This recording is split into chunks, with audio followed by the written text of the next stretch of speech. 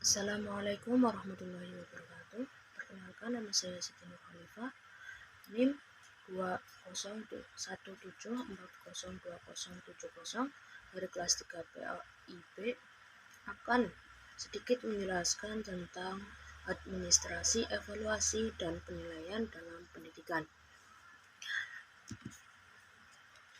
Pengertian administrasi pendidikan.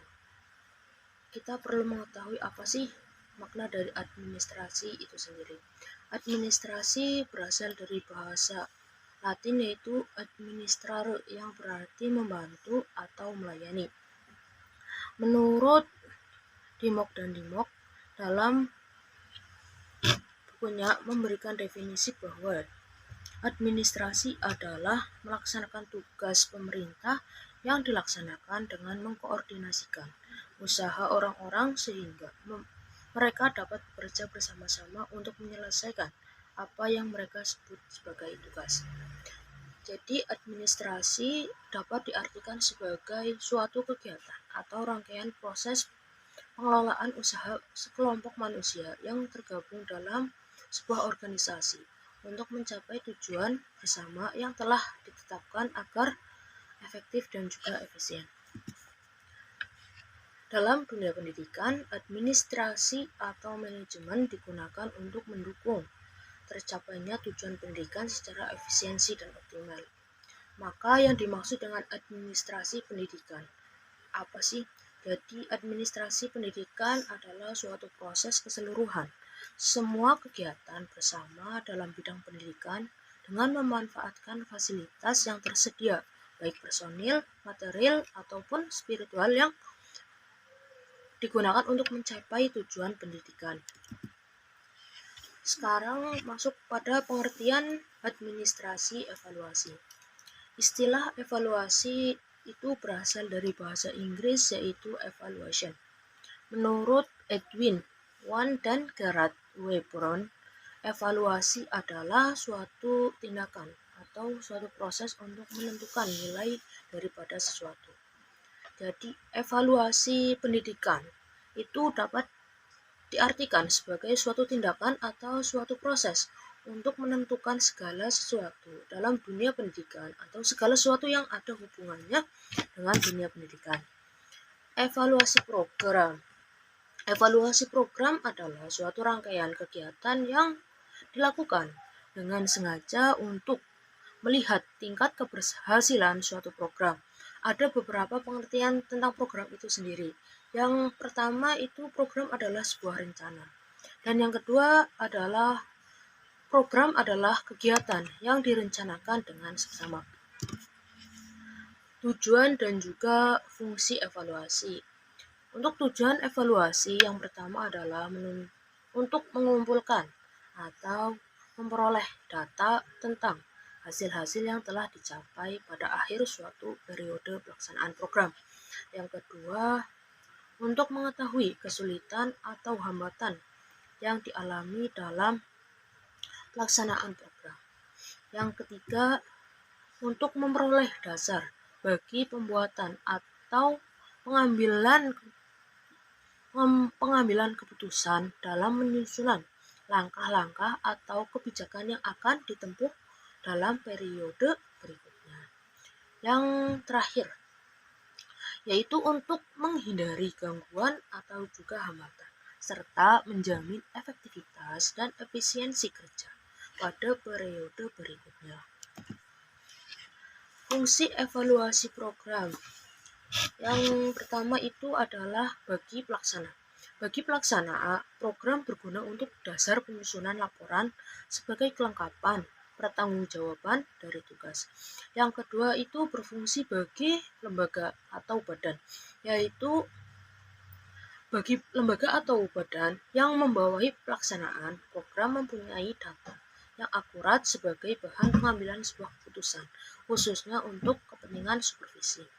Yang ketiga itu evaluasi berfungsi bagi evaluator, yaitu sebagai acuan untuk bertindak dengan objektif karena berpijak pada data yang dikumpulkan dan dengan cara-cara sesuai dengan aturan yang telah ditentukan. Selanjutnya adalah ruang lingkup evaluasi. Ruang lingkup evaluasi menghubungkan apa dan berapa lama evaluasi akan dilaksanakan, meliputi beberapa elemen.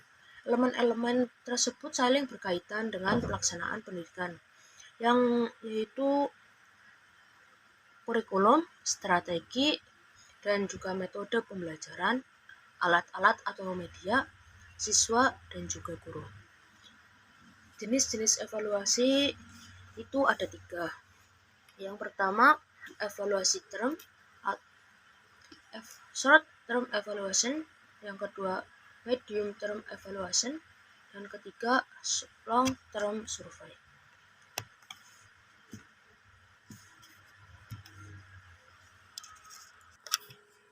Pengertian dari ketiga jenis evaluasi tersebut, yang pertama kan tadi adalah short term evaluation. Yang dimaksud dengan short term evaluation itu dilakukan sebagai kegiatan check up terhadap treatment baru yang diindusir. Waktu yang digunakan paling lama adalah 1 minggu.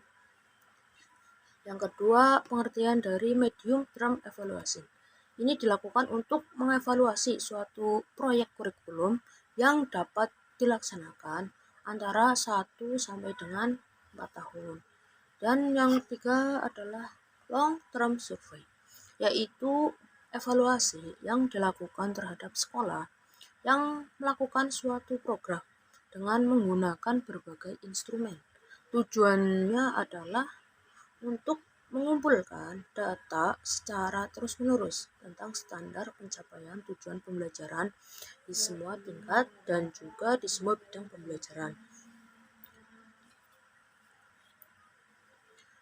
Pengertian administrasi penilaian dalam pendidikan.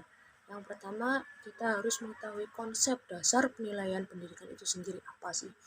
Dari konsep dasar ini kita bisa mengambil sebuah kesimpulan bahwa penilaian pendidikan merupakan suatu proses penentuan nilai atau sebuah keputusan dalam bidang pendidikan atau segala sesuatu yang ada hubungannya dengan bidang pendidikan. Selanjutnya itu ada tujuan dan juga sasaran penilaian pendidikan. Untuk tujuan penilaian pendidikan itu sendiri, yang pertama adalah untuk memperoleh dasar bagi pertimbangan pada akhir suatu periode kerja. Yang kedua, untuk menjamin cara bekerja yang efektif dan efisien. Yang ketiga adalah untuk memperoleh fakta-fakta tentang kesukaran-kesukaran atau kesulitan-kesulitan dan juga untuk menghindarkan situasi-situasi yang dapat merusak. Yang keempat adalah untuk memajukan kesanggupan para guru dan juga orang tua murid dalam mengembangkan organisasi di sekolah. Sasaran penilaian sendiri meliputi 3 hal. Yang pertama itu ada input, yang kedua transformasi, dan yang ketiga output atau keluaran. Yang dimaksud input di sini adalah untuk mengetahui pribadi seseorang siswa yang utuh. Dapat dilakukan macam-macam bentuk tes sebagai alat untuk mengukur. Aspek yang bersifat rohani setidaknya mencakup 4 hal. Yang pertama adalah kemampuan seorang siswa yang akan mengikuti program dalam memasuki sekolah. Yang kedua adalah kepribadian. Kepribadian ini adalah suatu yang biasa terdapat di setiap diri manusia dengan menampakkan kepribadian itu dari tingkah laku yang dimiliki manusia. Alat untuk mengetahui kepribadian itu disebut dengan tes kepribadian atau personality test. Sikap-sikap ini adalah termasuk ke dalam bagian dari tingkah laku yang dilakukan atau yang dimiliki oleh manusia. Namun ada beberapa hal yang lebih menonjol dari sikap dan sangat dibutuhkan dalam sebuah pergaulan agar dapat mendapatkan informasi dari pergaulannya. Alat yang biasa digunakan itu dinamakan tes sikap atau attitude test. Yang keempat itu tes inteligensi atau sering dikenal dengan intelligence Anetian. Namun sebenarnya EQ itu bukanlah inteligensi. EQ berbeda dengan inteligensi karena EQ hanyalah angka yang memberi petunjuk mengenai tinggi rendahnya inteligensi seseorang.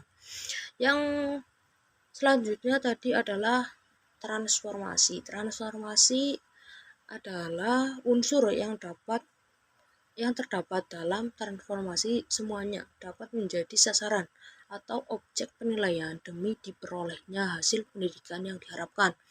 Untuk transformasi yang menjadi objek penilaian itu antara lain kurikulum materi, metode dan cara penilaian, sarana pendidikan atau media, sistem administrasi, guru, dan personal lainnya. Yang ketiga yaitu tentang output. Output sendiri adalah penilaian terhadap kelulusan suatu sekolah di kurikulum untuk mengetahui seberapa jauh tingkat pencapaian prestasi belajar mereka selama mengikuti program. Alat yang digunakan untuk mengukur pencapaian ini disebut dengan tes pencapaian atau achievement test. Selanjutnya adalah fungsi penilaian. Yang pertama, penilaian sebagai bahan diagnosis dan juga pengembangan. Dari hasil penilaian dapat digunakan sebagai dasar mendiagnosis kelemahan dan juga keunggulan siswa, serta hambatan yang menyertainya. Hasil ini dapat digunakan sebagai bahan mengembangkan kualitas pembelajaran siswa. Yang kedua yaitu sebagai bahan seleksi dari hasil penilaian. Hasil penilaian dapat digunakan sebagai dasar seleksi penempatan siswa menurut jenis jurusan atau juga jabatannya. Yang ketiga sebagai bahan pertimbangan kenaikan kelas. Dari hasil penilaian dapat digunakan sebagai dasar untuk menentukan apakah siswa yang bersangkutan dapat naik kelas atau tidak. Sebagai wujudnya adalah nilai atau skor dalam rapor siswa. Yang keempat, sebagai bahan pertimbangan untuk menempatkan hasil penilaian yang dapat digunakan sebagai dasar seleksi menempatkan siswa berdasarkan kemampuan yang mereka miliki. Yang terakhir adalah kesimpulan.